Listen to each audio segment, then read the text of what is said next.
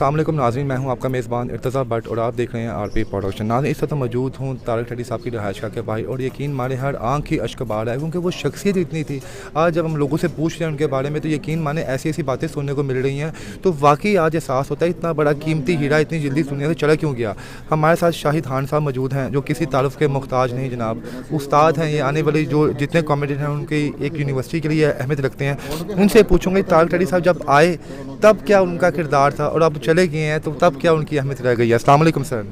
जी वालेकुम अस्सलाम। जी शाहिद साहब, आप तो अरसा दराज से इस फील्ड से वाबस्ता है। ये टैडी साहब का एक आना भी एक मौइज़ा था जनाब, जब वो आए आते साथ ही छा गए, तो क्या कहेंगे? पहले आप थोड़ा आते हुए टाइम को बताएं कि किस तरह उन्होंने अपना नाम बनाया जल्दी। तारिक टैडी साहब को मैं तब से जानता हूँ जब वो फर्नीचर का काम करते थे। निशाताबाद फैसलाबाद उनका घर होता था। आप यकीन करें हमारे पास खाने के लिए पैसे नहीं होते थे तो तारिक टैडी के तरफ अक्सर हम रोज़ों में रमज़ान में जाते थे तो उन्हीं के घर रोज़ा खुलता था और उन्हीं के घर रोज़ा रखते थे हम। उनकी मदर हमारा बहुत ख्याल करती थी तो बड़ा ही प्यारा मेरा तारिक टैडी साहब का वो रिश्ता है कि हमने बहुत से शहर खोले हैं जहाँ पे ड्रामे का लोग तसव्वुर नहीं करते। वहाँ जाके हमने मिंचनाबाद, फ़र्रुखाबाद, बूरा, बिहाड़ी, चिश्ती, आरवाल, पाकपतन शरीफ, ये जितनी पटड़ी है सारी, वो साहिवाल, ये सब हमने जाके खोले हैं। मैं, अकमर राई और तारिक टैडी साहब, हम तीन वो ऐसे फ़नकार थे जिन्होंने चप्पे चप्पे पे जाके ड्रामा किया। यहाँ पे लोग तसव्वुर भी नहीं करते थे। लाहौर में ड्रामा होता था, फैसलाबाद में, गुजरांवाला में, ये वो 4-5 सिटी थे, या मुल्तान में। जी शाहिद भाई, हमें देखा कि तारिक साहब के आने से पहले स्टेज था बड़ा खूबसूरत था लेकिन वो स्लो था उसकी स्पीड, लेकिन टैडी साहब जब आए तो ऐसा फास्टर हो गया कि अगले को बोलने का मौका नहीं देते थे। तो शाहिद भाई, आपने कभी टैडी साहब को कुछ कहा नहीं कि टैडी थोड़ा होली आ यार, तू तो वक्त पाता आंदे नाल स्टेज? बड़ी दफ़ा मैंने कहा कि यार ब्रेक भी होंगी है गड्डी च, टैडी थोड़ा लिहाज कर लिया कर यार। और वो क्योंकि दोस्त था, भाई था, मुझे कहता अल्लाह दी कसम हाँ उत्थे जाके मैनू नहीं पता लगता की हो जाता। बट सबसे बड़ी उसमें जो खूबी थी ना, जो बहुत कम फनकारों में होती है, उसमें बैक बाइटिंग नहीं थी। उसको आपसे गिला था वो कह देता था।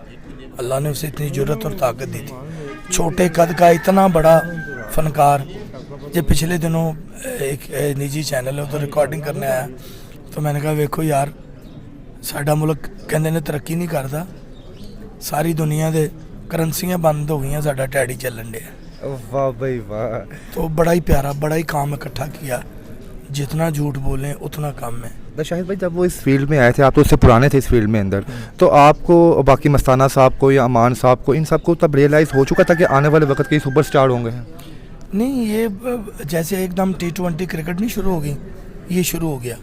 वहमो गुमान में नहीं था तारिक टैडी इतना, मतलब अब उसकी स्ट्रगल बताएं तो वो होगी अजीब सी बात, लेकिन वो एकदम आया और छा गया। तूफ़ान मेल इस मुल्क में खिलाना कोई खाला जी का वाड़ा है। तूफ़ान मेल था उसका नाम। जी, मस्ताना साहब में जब उनके काफ़ी ड्रामा में उनके हाथ खड़े करते थे तो मस्ताना साहब वो अप्रिशिएट उनको करते थे कि यार टैडी तू बस बाकी आज द विनर तू स्टेज दा। एक्चुअली मस्ताना साहब वो फनकार थे कि जो सिर्फ इंटर होते थे तो उनको क्लैप शुरू हो जाती थी। वो सिर्फ इतना कहते थे अच्छा जी तो क्लैप शुरू हो जाती थी। ख़तरनाक फ़नकारों में फ़नकार थे मस्ताना साहब, जिनसे मतलब हमारे लीजेंड फ़नकार अमानुल्लाह साहब को मैंने खुद सुना है कहते हुए कि मुझे मस्ताना और आबिद खान से बहुत डर लगता है, अमानुल्लाह साहब से। और उन्होंने मस्ताना साहब के साथ ऐसी एसोसिएशन बना ली। मैं ये नहीं कहूँगा कि मस्ताना साहब अल्लाह माफ़ करे डर गए थे, लेकिन उनकी केमिस्ट्री इतनी अच्छी हो गई थी या टैडी में इतना स्पार्क था कि उन्हें कहना पड़ा। शाहिद भाई, आपके बड़े भाई आबद साहब अल्लाह बड़ा जनतों में जगह था फरमाया, वो भी बड़े हाजिर जवाब थे, वो भी किसी हर बात पे क्लिक बना लेते थे। तो आपको क्या लगता है टैडी साहब में मास्टर थी कि वो बात को फ़ौरन पिक करना, कोई चीज़ बतानी? 50-50 या टेस्ट प्लेयर थे। ये 2020 आया, लेकिन चीज़ वो तरीका वही था, मौके पे पिक करनी बात। पता नहीं उसको क्या, वो मैं उसे कहता था, अक्सर कहता था कि ये जिमें पुली ते पटा नहीं चढ़ जाता, ये हुण इहदा जेड़ा इहदे कटर चो लंघेगा वो कतरी जाएगा। ये एडा खतरनाक फनकार है और यकीन करें हर फनकार की उसके साथ लड़ाई हुई। मेरा प्यार, मेरी मोहब्बत इतनी थी कि मेरी कभी उससे लड़ाई नहीं हुई थी, सर जी, टेडी क्योंकि साहब मुझे उसके स्टाइल का पता था कि वो बस ऐसे ही करेगा। हाँ। वो टेडी साहब ने माशाल्लाह इतना नाम कमाया, बब्बू बराल साहब ने भी इतना नाम कमाया, मस्ताना साहब ने भी इतना नाम कमाया, पैसा भी कमाया। हमने देखा बब्बू साहब भी जब गए कोई कसम पसली की हालत में गए, मस्ताना साहब भी ऐसे ही गए, और अब टेडी साहब ने भी ऐसे ही किया। क्या क्यों, क्या वजह कि हम लोग इतना नहीं कर पाते? उसकी वजह हमारी एसोसिएशन नहीं है, दूसरी वजह कम लोगों को पता है कि हम अपने पूरे खानदान को पालते हैं। अल्लाह हमें हिम्मत देता है, हमसे इनकार नहीं होता, हम सेंसिटिव लोग होते हैं। वो जो जमा पूंजी होती है ना, बैंक और ये चीज़ें रखनी, वो तो ये पेमेंट मिली और ये बट गई, ऐसे ही होता है सेम। ठीक है। तो ये बहुत कम लोगों को पता है। आपने अच्छा सवाल किया।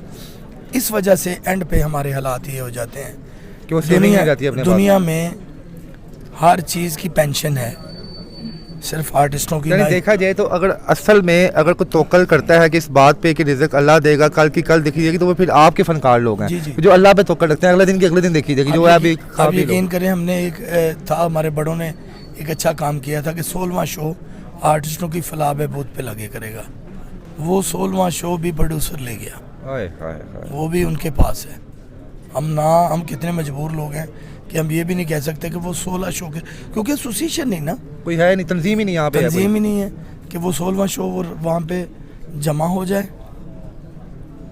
और उसकी वजह हम खुद फनकार भी शाहिद भाई, हैं। मैं ये बात सच्ची करूँगा शाहिद भाई, बिल्कुल। मैंने जब इनके भाई शहबाज साहब से इंटरव्यू किया, मुझे उन्होंने बताया कि तालुक टेडी साहब बड़े खुददार आदमी थे। वो कहते नहीं थे किसी से पैसे मांगो, कहते वो 8 साल इस बीमारी से लड़ रहे हैं। ये नहीं कि आप मीडिया को तो आप बता रहे हैं, लेकिन आज भी जब हम हुकूमत से इमदाद मांग रहे हैं तो टेडी साहब को पता नहीं कि हम इमदाद मांग रहे हैं। क्या वाकई खुददारी थी उनके अंदर? आप मुझे ये बताएं, जो बंदा ऐसे करता हो, जब उसे ऐसे करना पड़ेगा तो वो उसकी मौत है।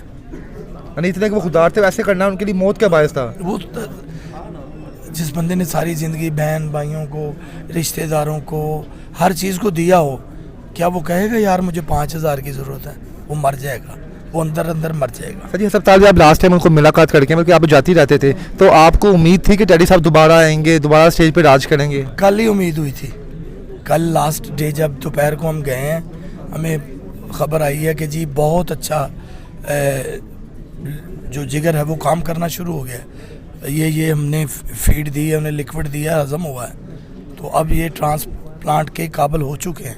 अच्छा, आपकी उनसे होश में बात हुई है हॉस्पिटल में? हाँ जी, बस कोई उन्होंने कुछ बातचीत कही कि शायद यही फिक्रा कि मेरे पुत्र दा यार सोनू दा ख्याल रख, बस वो लास्ट फिक्रा था। हर आखिर में उनके चाहने वालों को पैगाम देंगे सर? बस उनकी मग़फ़िरत के लिए दुआ कीजिए भैया, और इतना उसने हंसाया है तो उसके लिए 2 हाथ उठाने तो इसके वो काबिल भी है, लायक भी है। कितनी खिदमत की उसने, तो यही है कि दुआ जो है वो अल्लाह पाक को हाथ उठाए, किसी की लाज रख लेगा और उसका सफ़र आखिरत ठीक हो जाएगा। सर, जैसे बताया शाहिद साहब ने कि जो भी उन्होंने जमा पूंजी की वो उनके ऊपर ही लग गई। क्या वाकई ऐसा सही था कि टेडी साहब जो थे वो अपनी सेविंग रखते ही कोई नहीं थे? नहीं, एक्चुअली मतलब 3 साल से तो वो मतलब बीमार हैं और काम भी कर रहे हैं, इलाज भी करवा रहे हैं। यहाँ पे बताता चलूँ कि टेडी साहब अगर अपने घर के अलावा किसी के घर में ज़िंदगी गुजारी है तो वो ये भाई साहब है जनाब जी। टेडी साहब के कज़न्स भी हैं, फर्स्ट कज़न है, और समझे कि इनके घर से खाना पक के आता था और टेडी साहब खाते थे, क्योंकि टेडी साहब को तो पता है लाइफ का कि उनके वालिद साहब की डेथ हो गई, वालदा की भी और वाइफ की भी हो गई हुई है, तो ये इन्होंने उनको भाई समझ के पाला।